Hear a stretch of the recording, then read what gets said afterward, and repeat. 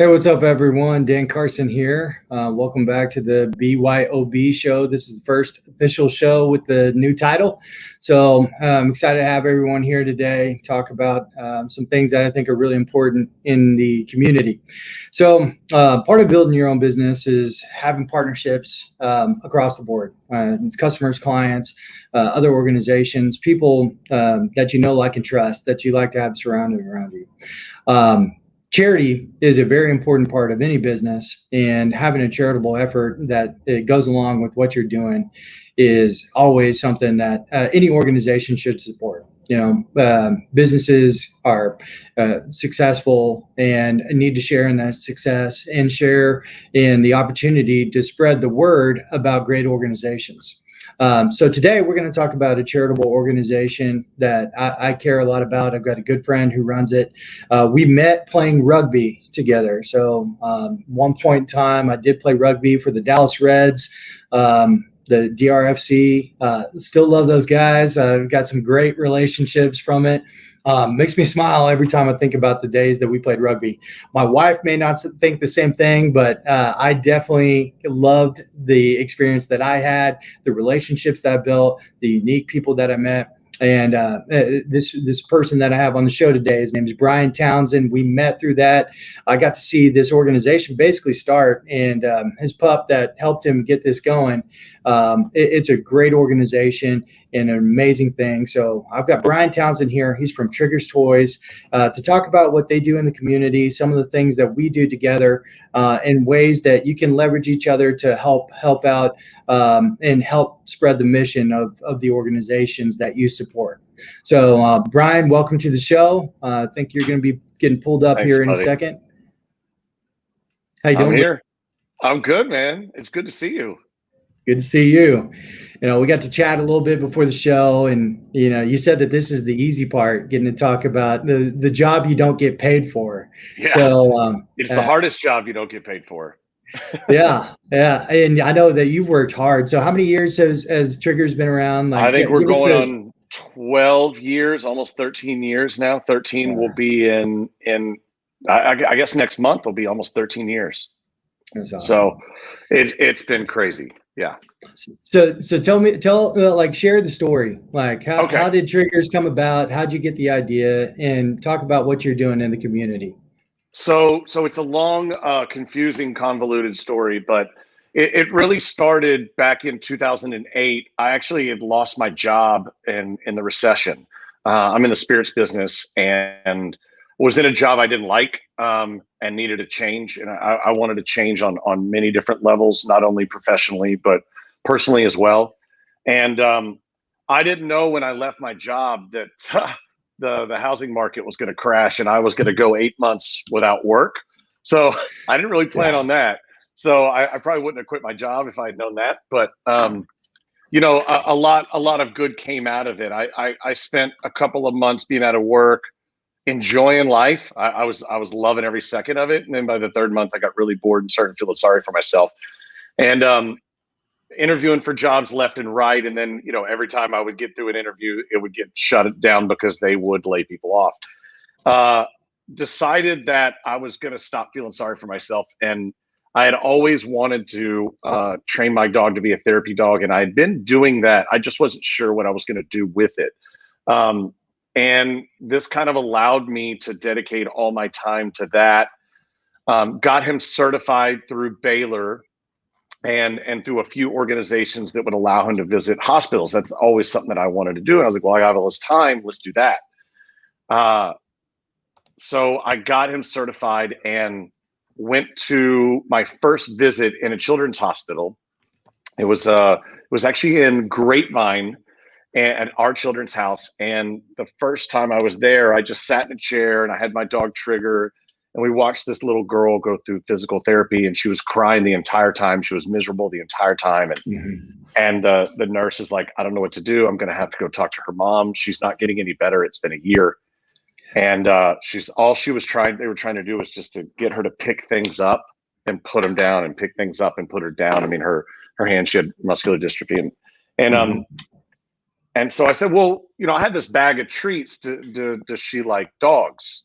And she nodded her head, and I went over and I started putting treats in her hand, and Trigger started taking them out. Just a very simple thing. And after a few minutes, I said, can you reach in and grab a treat and give it to Trigger? And all of a sudden, this thing starts happening. And the nurse is like, no way. And so that begins to her saying, those little pop-up tents that kids crawl through, young kids. Can you throw some treats there? Can Trigger go through? Maybe she'll follow him. So they put her on the ground. We throw treats in. Trigger goes through. I didn't think he was going to do it, but he did it. And everybody, now I have a small crowd of people around, and I'm just thinking, like, Trigger's the cutest thing ever. Look at how cute this is. I didn't think much of it. And she starts crawling through the tent, and half the room turns around and runs out. And all of a sudden they bring her mom in, and her mom's like, what's going on? And she sees through the other side, this girl, her name was Emily, crawl through the other side, and she falls down, starts bawling. Everybody's crying. And I didn't know what happened. It was almost like I had done something wrong. And they had told me, she was 4, 5, 6 years old at the time. That was the first time she'd ever crawled. So this massive moment happens, and it changed my life forever. I remember I run into the parking garage after I'd left, and I called my girlfriend, who's now my wife, and I was like, oh my gosh, here's what we're going to do. We're going to collect all these toys. We're going to take the kids in the hospitals, and that's what we're going to do. Yeah. And this is where you come in. And so I was playing rugby with you and the team, and I told everybody about the idea, and we did that big toy drive, and everybody brought all these toys, and we had an entire SUV full of toys. Yeah. And I was like, great, we're going to go give this to a hospital. So I called the hospital. They're like, oh, you can just drop it off in the back. I was like, no. We want to come in and we want to go visit the kids. He said, okay, what's your 501c3 number? And I said, what's a 501c3? They said, well, you have to be a nonprofit to bring the kids to give these toys. And it was August. And I said, okay, so I didn't have anything to do. So I said, all right, well, I'll spend the next few months signing up to be a nonprofit organization. They said, what do you want to call it? And I was like, well, we got the dog named Trigger. We got a bunch of toys. We'll call it Trigger's Toys. And that was it. That's how it all started. And I remember Mark on the team giving me a check for $500 for Trigger's Toys, and I thought we were about to cure cancer. I mean, I couldn't believe that someone was dumb enough to give me a check for $500. And so we ended up we were doing a small Christmas party and giving all these toys to some kids. And then the next year, it grew. And where we had, 50 kids, we had 200 kids. Right. And we raised $1,500. And then everybody starts asking, what am I going to do with all this money? And I was like, I don't know. And the hospital started saying, we need these specialized walkers, and we need a treadmill, and we need this. And so I started using the money to buy things that a lot of these facilities needed. And it was chump change at that point. But it was something that we started doing in the community. I mean, if you remember, we did that painting party where we painted all the hospital rooms. Yeah. And just doing things in our community. We did the playground. Completely gutted the playground at our children's house and completely overhauled it, where families had a place to go outside with their kids, where they were cooped up in the hospitals. And they were just these community service projects where, Trigger's Toys was the conduit to where everybody could give back into their community. And I tell people, it doesn't matter how much money you have or much money you raise. It's about what you do with your time and what you do with your energy. And you can do a lot with very little. And, it has grown and grown and grown. And I never expected it to grow, and I never expected to be where we are now. But the one thing that I would say to anybody that wants to be involved in their community is you have to have a list of morals that you want to stick by and never break. And it's a hard thing to do sometimes when you have a lot of people in your ear going, oh, you know what you should do, you should do, oh, you need to do this, oh, you're doing this wrong. My biggest thing was I was never going to take a dime for any of things that we will ever do. I'm in the spirits business. I have a lot of connections through Jack Daniels and Patron and Bacardi and Grey Goose. And I mean, you can name it. That's the world that I live in. I know all the chefs. I know all the bartenders, not only in the state of Texas, but beyond globally. And that's my job, is to know all those people. And So I have a lot of connections. So we started doing some big charity events that brought in a lot of money. And the first year we raised $10,000, and we tried to support a bartender who needed a lot of help. His son was born with a lot of disabilities. So we paid off his medical bills. That started a chain reaction where the next year we raised $25,000. The next year we raised $100,000. The next year we raised $200,000. The next year we raised $250,000. Now we're going to raise, I think one year we raised $300,000. And then in the middle of all that, we've had donations and people from companies and a lot of things. And I have a individual donor who's given us a ton of money. But in the last 13 years, combined with toys and generosity and monetary donations, if I'm going to count what's coming in September, we will have been at $3.8 million raised. We don't have any employees. It's just my wife and I and my kids, and we give it all away. And it's all about supporting our community, doing what's right for people that need it, and not needing anything in return. My sales pitch, if I have a sales pitch, is, you give $25 to the United Way, you give $100 to XXX, Red Cross, or it doesn't matter, right? They're all amazing organizations. They do a ton in our community. But I have come across, we're this big in the scheme of things. I've come across so many people that get frustrated because they give this money and they don't know where it goes. Right. And so my thing was, I want to start it. If I'm going to really do this and put my energy in it, I want to have an organization that's completely transparent, that I will tell people where the money goes. I will share the experiences that I've had and do the best I can to use, call it social media, even though I don't like to be a face of it, but try to share people where the money goes and share the fact that we don't have employees. And so that's kind of what Triggers Toys is in a nutshell. The last thing that I'll say on my big soapbox of a speech is, I made a lot of mistakes along the way. And a lot of people that have started organizations or businesses or want to get involved in the community, you're going to screw up so many times, and you're not going to realize at the time how much you screw up. But you learn and you move on and you adapt and you try to figure it out. I was helping some facilities that frankly did not need help. They all need help, but they have billion-dollar endowments that they can help, and they're still asking for more. I realized that, but I didn't know at the time. Now we only help facilities like a organization in a place called Brian's House in South Dallas that needs. They have all these kids with disabilities, and they don't even have a person on staff, a physical therapist on staff. So we've created the Triggers Toys therapy program that gets them physical therapy every single day. It's these kids that don't have a place to go because their parents need to work, and they're in the socioeconomic situation where their parents would have to stay home and not be able to work, where this is a place they're able to go, but then they go there and it's a wonderful place and they can't get the help that they need. So I learned about it, went there, said, what do you need? They're like, we need $100,000 to be able to, get a therapist. And I was like, what if I gave you twice that amount? And so we're on our 5th year. We've given them almost $1 million, and we've helped thousands of kids, and it's just a wonderful organization. But it's things like that what we do is we are a nonprofit, but I'm kind of a bridge. I try to be a bridge in between giving, because people could just give to Brian's House or they could give to X. What I try to do is be the conduit in between and say, what we'll do is we're going to go identify the needs in our community.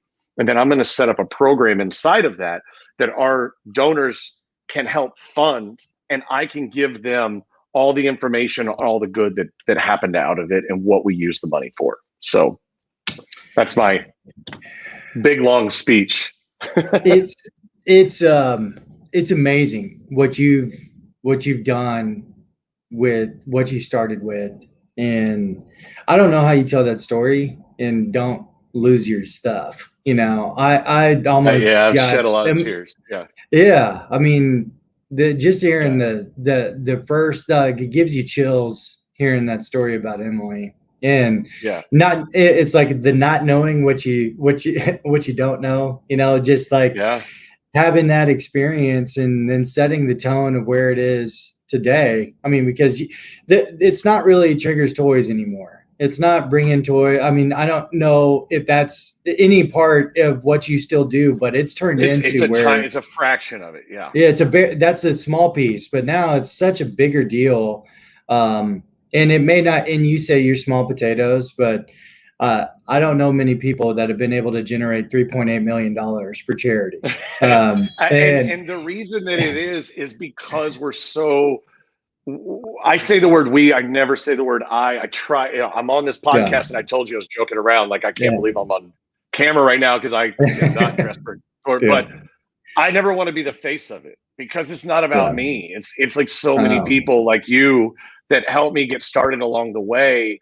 But it's just kind of, it takes a village, and it doesn't matter if you're in the nonprofit world or in the real estate world, or you're starting your own business or whatever, as long as you have vision on who you want to be and how you want to get there, the road might be a little windy and a little rocky and you're gonna get knocked down and all those things. I mean, I can't tell you how many times I wanted to give up on this thing because it is so frustrating because everybody wants to tell you how to do your job, but yet doesn't want to take the time to step in and help you.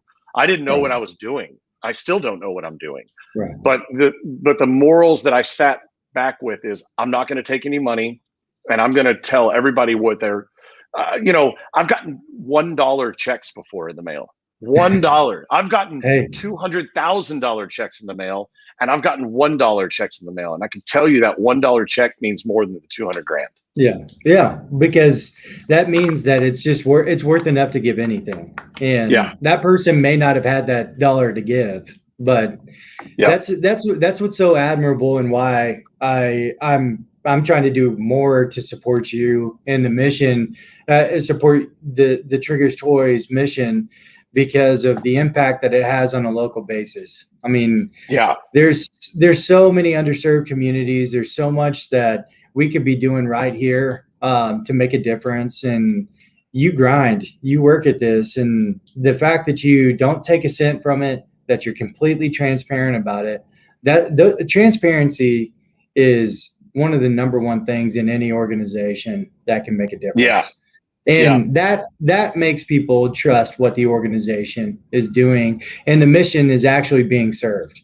I mean, I have an individual that when I met to I call it shaking my 10 cup to be able to pitch, and he's a wonderful, wonderful person, and we just met by chance, and I never expected it, but he's like an anonymous. He doesn't want his name on anything. He doesn't want recognition. He wants nothing. But he told me recently, he's like, I'm going to give you money for some infrastructure and you have to use it for infrastructure because you're going to break otherwise. Like, he saw the fact that I was just grinding and, it's work smart, not hard. And I was working so hard that I didn't know what to do. And so he funded some help for me for some, call it advisors, to go, this is going to help you. You need to go here and you need to go here. And so he's helped me on that aspect. But other than that, it's just, let's do this thing. And awesome. I'm so proud that you're doing this, this B.Y.O.B podcast, but not only what you did in that most recent issue and because there's people and then there's companies that want to stick their name on a charity. And then there's people and companies that want to dig in and actually be part of the community. It's easy. It's so easy to have your PR department cut a check to a charity, and then they get to advertise about, look what all we did. It's another to partner with organizations and say, I want to make a difference in my community. And I'm going to put my money where my mouth is, and I'm going to put my effort where my mouth is. And for you to have a show like this and for you to do things like this, like, I cannot tell you how proud of you I am, because this is the basis of, changing your community, right? We're not going to change the world. It's not going to happen. But you can change your little network. It's we all live in these little pods. We can change our network. I mean, hell, during COVID, I raised $25,000 for bartenders out of work, and all we did was get a few people and put on a barbecue thing where people could buy some barbecue. And we cut $500 checks for bartenders that were literally needed to pay rent. And it's little things like that you can just you figure out and put some effort in and all that. And, the last thing that I'm the most proud of is, at the time I didn't have a wife or kids or anything. And now I have two little girls and they're fully involved in Triggers Toys. We go to the hospitals together. They see the work that we do, but they tell all of their friends and they're a part of it. And I just want them to grow up knowing that they can make a difference. That, I'm not driving Lamborghinis and we're not some wealthy people that have this private trust. We're just regular people that are trying to do the right thing in our world. And that's it. Yeah. Yeah. And you hit the nail on the head. I mean, we may not make a bigger difference, but making a difference for one person that's enough. And if you have you had the mentality when you were in a dire strait, like not really a dire strait situation, but you were not, you had lost your job, you couldn't get employed, and you were thinking about you created something that was about other people. It's funny because I did it. It's because I admit it. Like I didn't go into it going, I'm going to go give back to my community. I actually, I know that sounds really terrible to say. I did it by saying, I want to make myself feel better. And if I go give some effort to others, maybe it'll help me. Right. And I end up being able to help others. But it has completely and utterly changed my life. It has completely changed everything about how I look at the world, how I look at others, how I even looked at my circle of friends, of who I was surrounding myself with, what kind of people they were, who I wanted to learn from, who I looked up to, who I needed to kind of push out of my life. And there was a lot of like self-reflection from all of it. And it all, I say I am where in my life because, at the time I didn't have a wife, I didn't have a kid, I didn't have a job. All of a sudden through Triggers, I have a wife, I have a beautiful family, I have an amazing job that I wouldn't trade for the world. And I have a life that I just wouldn't trade for anything. And I don't think that's a coincidence.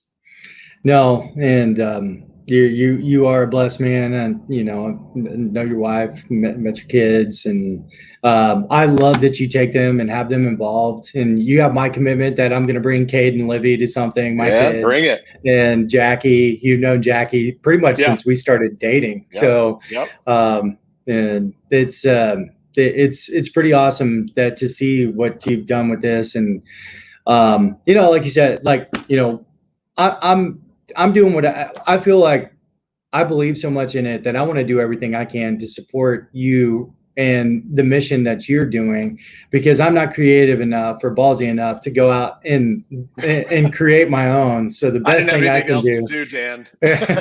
So I love what you do, what it brings to the community.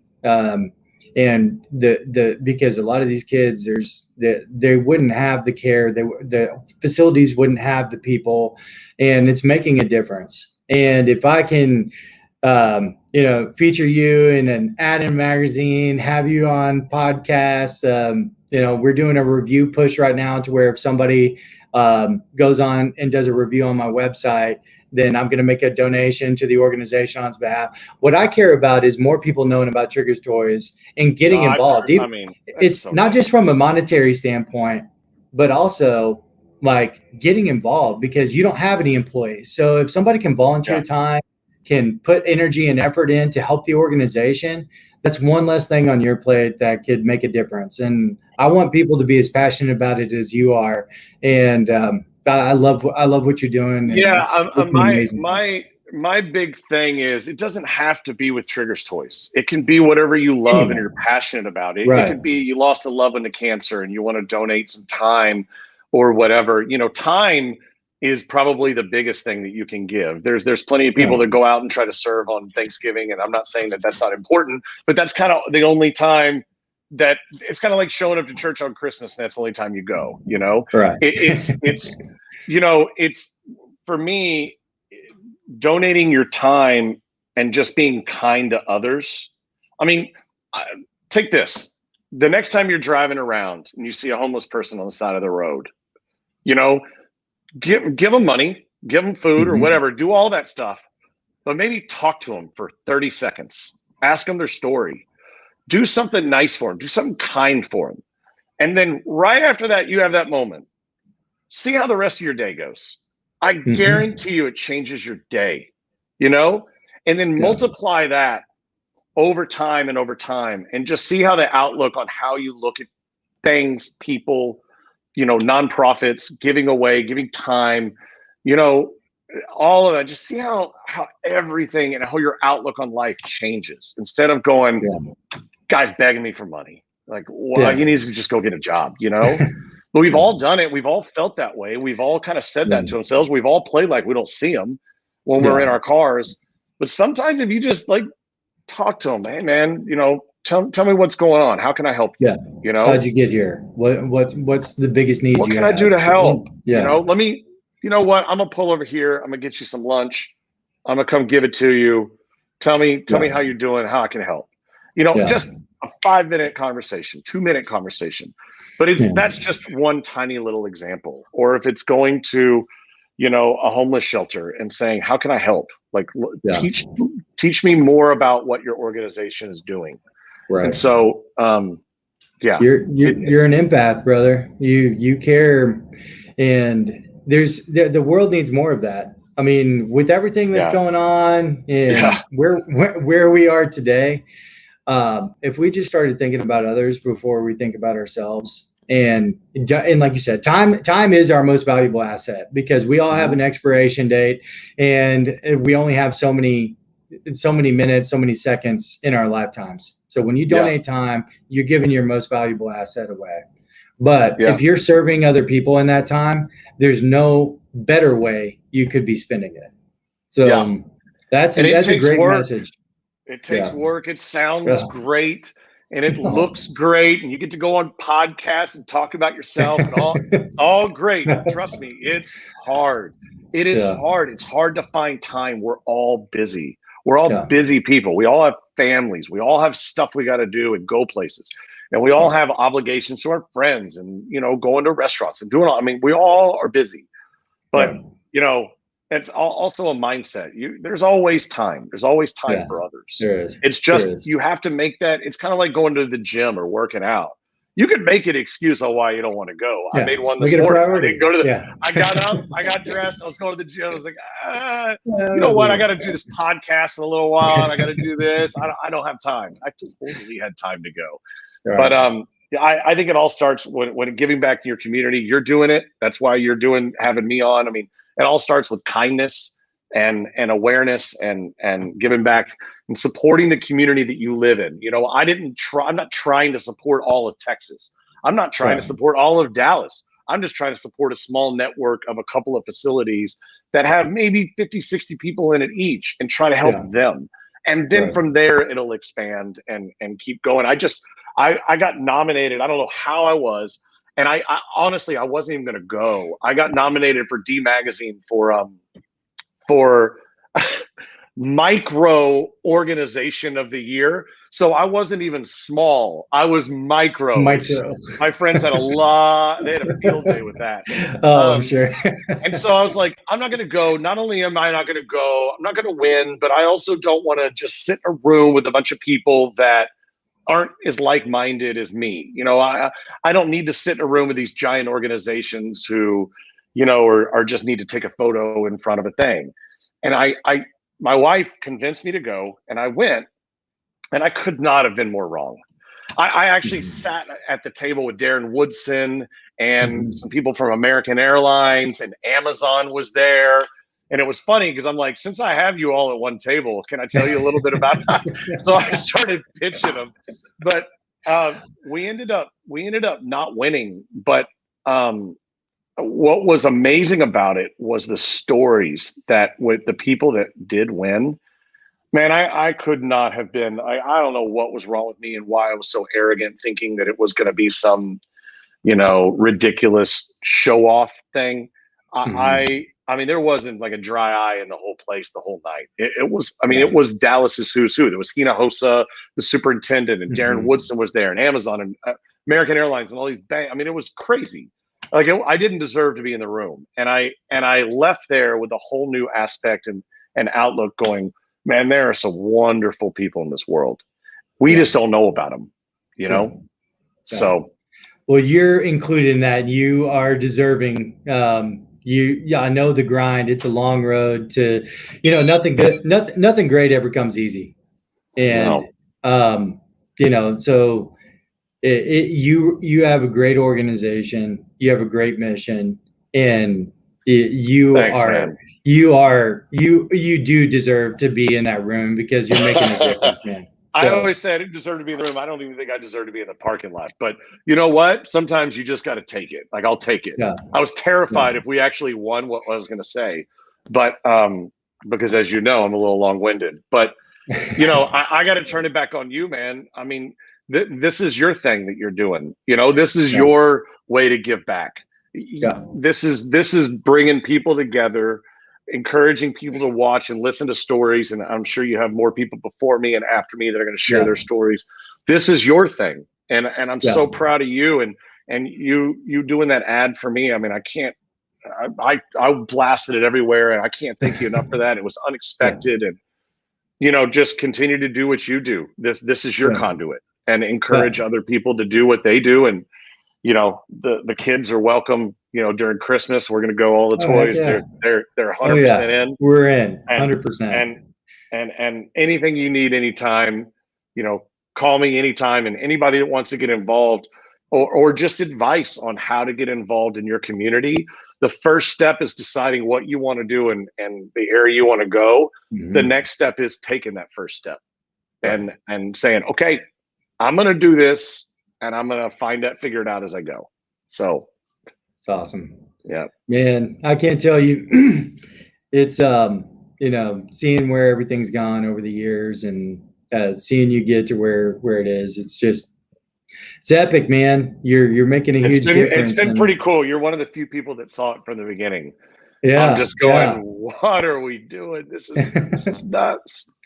But I don't know. I've always felt like it was going to be something special. And I'm like, sure, like the same way, Mark, and that's Mark and Genevieve Wood Lake Outdoors, right? Like, Mark is, I reconnected with Genevieve some time ago, his wife, like not long ago. And it's just like, it all started with a small community of guys, a rugby team, and a small thing, and it's turned into something greater. But look what we did. I mean, look what we were able to do by redoing that courtyard. I mean, we literally gave a safe space at the hospital for people to go out and hell, I mean, honestly, what it was for those parents that just needed a minute, Right. When you go to these children's hospitals and stuff, you want to cry. It's awful, but you don't want to, because that's not why you're there. You're there for joy and cheering them up and stuff. But man, you need to go outside and bawl. I mean, and these parents that are having, I say these kids are tough, they're the toughest humans alive. But I almost think the parents in some ways are tougher because they not only have to navigate this stuff, but they have to watch their kids go through it, which you and I would give anything to take that pain away from our kids. Yeah. And then if you throw on top of it that those, think about those families that can't afford insurance or can't afford to pay the medical bills and their kids can't get the treatment that they need. Put yourself in that position. And those are the people that we're trying to help because they don't deserve that. And so that space that we created was for parents that just needed a break. And that was just 30 guys with an idea of going, let's just go do this. Right. But that's my point. It doesn't take $1 million or $100,000 or $10,000 to do that stuff. It's just an idea of, I'm going to go help my community. I'm going to go clean up trash at a playground by the elementary school by my house. Right. It's that sort of stuff. That costs nothing. Lyndon, who is in the background on this, his organization's called The Difference, and it's about making local community impact and people that want to make a difference in it. And it's like it doesn't take much sometimes. It doesn't take much, and we can all be the difference, one person at a time. Do like just trying to be better, trying to help others, and trying to serve. But I love that you've offered to have people reach out to you. Brian's contact what has run throughout the show. It's right there. It's Brian@triggerstoys.org. And reach out to him, ask questions. You want to get started, you want to do something, reach out to me, call me, text me, email me, because we're big supporters of making Dallas better. And it's amazing. This is our home.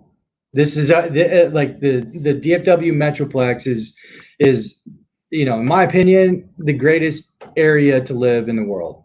And we are so blessed in so many ways, but there's so many other people that need help and need support. And if we all just did our part, gave away that time, invested in others, it can go a long way. So you've got my commitment. I'm going to keep doing my part. The podcast may be a part of it. And I'm going to keep supporting great organizations. I'm going to keep supporting my friends that I know have the right heart in what they're doing, and the people that I've been fortunate enough to have come into my life, because y'all have all made a difference for me. And I love you, brother. Man. I'm so proud of what you're doing. I love you too, man. Thank you for having me. I really appreciate it. Yeah. He's a good guy. Good guy. So, thanks everybody for joining us. I mean, I love what Brian's done with Triggers Toys. I love that there's tons of other organizations out there, and I'm welcome to feature a different organization every week. If I could do that, hey, maybe that's what I do, because there's so much that people are doing to help our community. And if we all did our part and took the one step, there's probably organizations to serve almost every need that we have. And sometimes people just need to know about them. So let's all do what we can. I'll do my part, and I'll keep doing this. You got my commitment. Really appreciate you investing the time with everybody today and sharing the story. Okay, brother? Got it, buddy. Thank you for having me. All right. So everybody, y'all have a great week. I will see y'all next Thursday. Thanks for joining us, and we'll see you soon.